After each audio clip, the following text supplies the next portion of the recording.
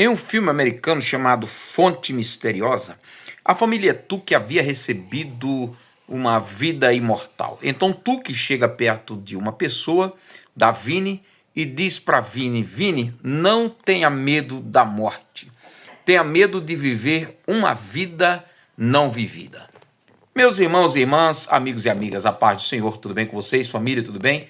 Mais uma vez o nosso devocional diário da AD Holinés. Hoje é dia 2 de maio de 2025 e o tema de hoje é Viver Eternamente.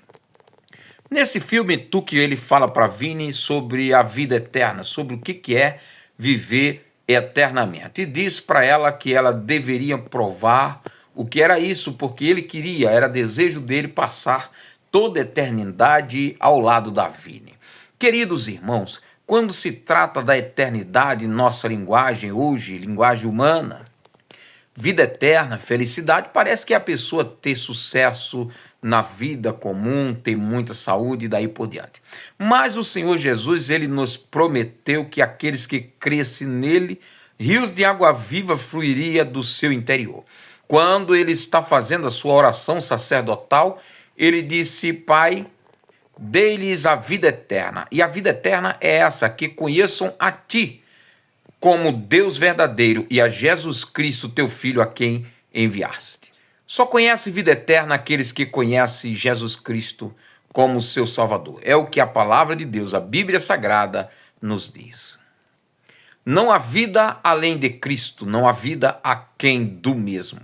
Quer ter vida eterna, tem que entregar a sua vida a Cristo. Ele mesmo foi quem disse que aquele que perder a sua vida por amor a mim achá-la-á, e aquele que achar a sua vida, perdê-la-á.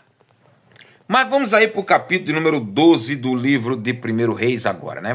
Vai ser curto esse vídeo hoje, espero.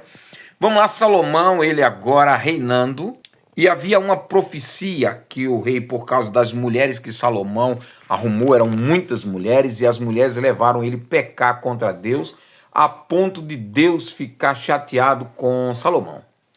Deus ele fica enraivecido quando alguém peca contra ele, por causa da natureza dele. É uma natureza santa, uma natureza justa, né? E a Bíblia diz que Salomão peca, tem muitas mulheres, e o pecado dele sobre as narinas de Deus. Deus promete, levantando um profeta chamado profeta Aías. O profeta Aías vai até um jovem chamado Jeroboão e diz para Jeroboão que Deus iria rasgar o reinado de Salomão e iria entregar parte na mão de Jeroboão. Agora, o capítulo número 12, Salomão morre e o seu filho Roboão é assumido rei em seu lugar, assume o trono. Quando ele assume o trono, a Bíblia diz que Jeroboão ainda estava no Egito. E alguns amigos de Jeroboão vão até lá e dão notícia para Jeroboão: olha, Jeroboão, volta para Israel, porque Salomão já morreu. E agora quem vai reinar é o filho dele. De repente, a gente conversando com o filho dele, ele aplaca a ira que ele tem sobre você. E a Bíblia diz que Jeroboão volta com ele alguns homens, procura Roboão e diz: Roboão, o teu pai ele nos tratou muito duro, teu pai ele nos tratou como escravo. Então fala para nós, você vai tratar a gente diferente? Como é que vai acontecer? Aí a Bíblia diz que Roboão, né, agora o novo rei, diz para eles: voltem daqui a 3 dias e eu lhes darei uma resposta. Quando eles vão embora, Roboão procura os velhos que eram conselheiros do seu pai Salomão. E aqui eu coloco uma pausa aqui para nós, abre aspas. Eu achei muito interessante, Salomão, mesmo sendo o rei mais sábio, ele tinha também ao seu dispor conselheiros.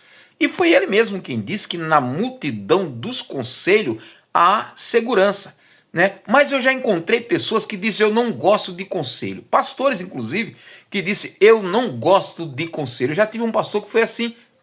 Então, quem não gosta de conselho e não se deixa ser aconselhado é o que vai acontecer daqui a pouco com esse jovem chamado Roboão. A Bíblia diz que ele pergunta aos conselheiros do seu pai, e os conselheiros do seu pai disse: faz assim, olha, fala para eles que você vai tratar eles com mais brandura, com mais amor, com mais graça. Sendo assim, eles serão teus escravos por toda a vida. E é verdade, era fato. Que conselho sábio. Mas a Bíblia diz que ele despreza os conselhos desses homens sábios, procura os jovens que cresceram com ele e pergunta qual conselho vocês dão. Os jovens disseram, olha, fala para eles que se o teu pai era duro, você vai ser mais duro do que o seu pai. Se o seu pai ele tratava com braveza, você vai tratar pior ainda.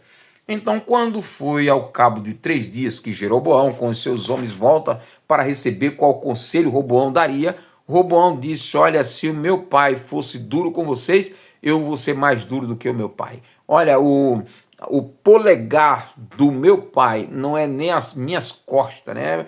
O meu polegar vai ser mais grosso, mais duro do que as costas do meu pai. E a Bíblia diz que naquele momento Jeroboão com os homens que estavam com ele disseram, vamos embora Israel, vamos embora, deixa o povo de Davi aí. E assim aconteceu para que Deus abrisse ou rasgasse o reino de Davi em 2. Muito bem, Jeroboão vai embora e o povo aclama ele rei em Israel. E agora do outro lado está Roboão. Roboão, quando ouve que Jeroboão agora é rei de Israel, ele fica revoltado, junta aí ao seu dispor 80.000 soldados de Judá e preparam-se para guerrear contra o povo de Israel.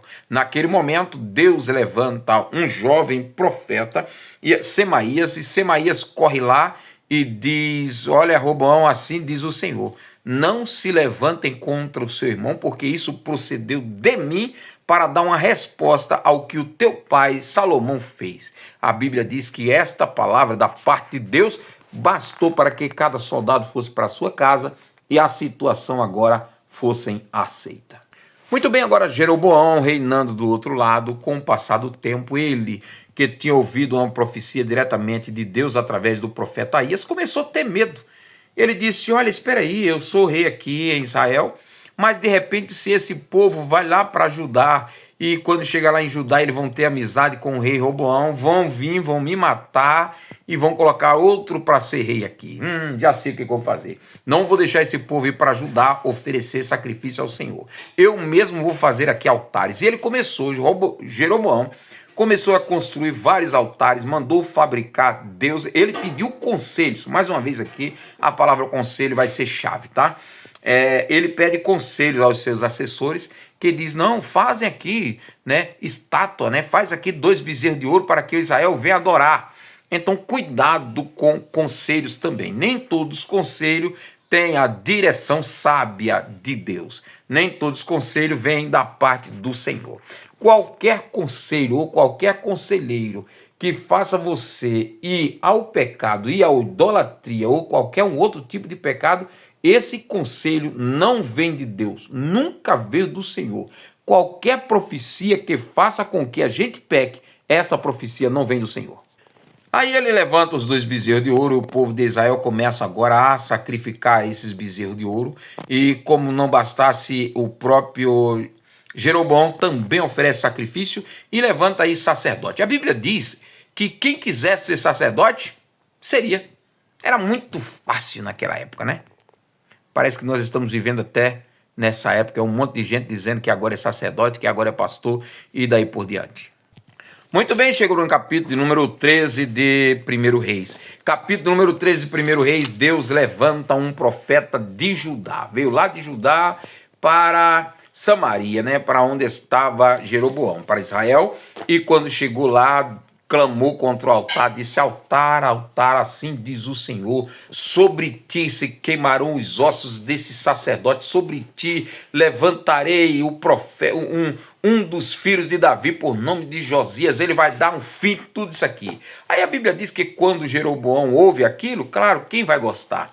Jeroboão levanta a mão e diz, prendei-o, né, para os soldados vão prendê-lo, prender o profeta, e a mão de Jeroboão fica mirrada, né? Ele fica com o braço estendido assim e o braço não volta mais.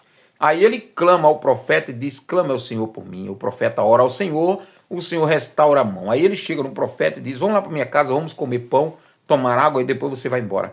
O profeta disse, ainda que tu me desse metade do teu reino, eu nunca iria para a tua casa comer pão, porque Deus me disse que eu não comesse pão nessa cidade, não tomasse água nessa cidade, eu vim por um caminho, mas vou por outro. E vai embora. Muito bem, tem que cumprir aquilo que Deus manda. Mas a Bíblia diz que alguns jovens estavam ali e era filho de um profeta velho. Meu Deus do céu. Tem velho que é bênção, mas tem velho que é maldição, viu?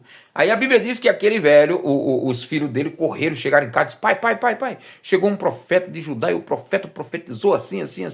Cadê ele, meu filho? Cadê ele? Aí montou numa jumenta e foi atrás do profeta, encontrou o profeta já quase saindo da cidade. Aí ele disse, olha, o Senhor mandou vir aqui buscar você para que você fosse na minha casa comer pão, tomar água, dormir, descansar. Ele disse, eu não posso, porque Deus havia me dito que eu não comesse nessa cidade, não tomasse água nessa cidade, não comesse pão nessa cidade. Aí ele disse, não, mas eu também sou profeta como você. Ó, chega, tô arrepiando, né? Aí eu sou profeta como você, hoje é assim, né? Eu sou profeta como você e o Senhor mandou um anjo me dizer que era para me vir te procurar e te dar pão e te dar água. Aí o homem disse, se Deus te avisou, eu vou. Aí volta, quando chega lá ele come pão, toma água. Quando ele acaba de tomar o pão, comer o pão e tomar a água, aí Deus usa agora aquele profeta velho e diz, assim diz o Senhor, como tu não ouviste a minha voz e o meu conselho antes viesse comer esse pão e tomasse água, tu vai descer à sepultura, vai morrer. Muito bem, a Bíblia diz que aquele homem monta na mula e vai embora, no meio do caminho, um leão mata aquele homem. Não estraçalha nem nada, mata o homem e ainda fica do lado do jumento. Nem come o jumento, nem come o homem, ficam tudo lá. Aí disseram lá na cidade, o profeta velho vai lá, pega o homem e sepulta e diz para os seus filhos, olha, quando eu morrer, eu quero ser sepultado do lado desse homem, tá bom? Eu quero ser sepultado do lado desse homem. Pronto. Aí finaliza aí o capítulo de número... Aí a Bíblia diz assim, finalizando assim, mesmo com essa profecia, mesmo com tudo isso, Jeroboão não se converteu. Antes ele continuou fazendo cada vez mais sacerdote. Tem gente que não tem jeito. Tá bom. Aí finaliza por aí. Agora vamos lá para o livro de Lucas, capítulo número 22, versículo de 1 a 20.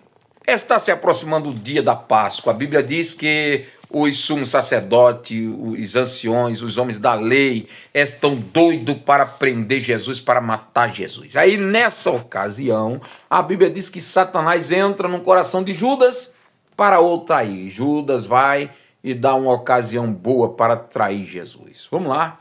Ele se vendeu, já vai trair Jesus nos próximos capítulos. Mas aqui a Bíblia diz que os discípulos perguntam para Jesus, onde é que tu queres que nós vamos celebrar a Páscoa? Jesus disse, vocês vão aqui, entram na cidade. Ao entrar na cidade, vocês vão encontrar um homem com um cântaro na mão, com um pote na mão, né, carregando água. Pergunte para ele, onde o meu Senhor vai celebrar a Páscoa? E ele vai dizer... E a Bíblia diz que ele entrou numa casa e os discípulos entraram atrás, né? E perguntaram para eles, onde é que o meu Senhor vai celebrar a Páscoa? Ele disse, vem cá. Levaram para o salão de cima, os discípulos prepararam a Páscoa, Jesus foi lá e as palavras de Jesus disse, olha, estou muito feliz com vocês aqui, estou muito satisfeito. Eu muito tempo eu estava aguardando por esse momento, antes do meu sofrimento, pelo menos um pouco de alegria, né? Porque Jesus está aqui para... sofrer, vai morrer, vai ser cuspido, esbofeteado, então pelo menos um pouquinho de alegria junto com os seus discípulos, né? Então eles comeram, beberam, ele disse, olha, tomai e comer, esse é o pão, né? Pegou o pão, disse, tomai e comer, esse é o meu corpo que é partido por vós. Semelhantemente tomaram o vinho, e ele disse, esse é o meu sangue que é derramado por vós. Eu digo-vos que de agora em diante vocês não vão beber mais desse vinho até aquele dia em que eu beba de novo convosco no reino de meu Pai. Tomaram, participaram do corpo e do sangue do Senhor. Vamos ver os próximos capítulos? Amanhã tem mais. Um grande abraço, Deus te abençoe, a você, a sua família e um bom final de semana.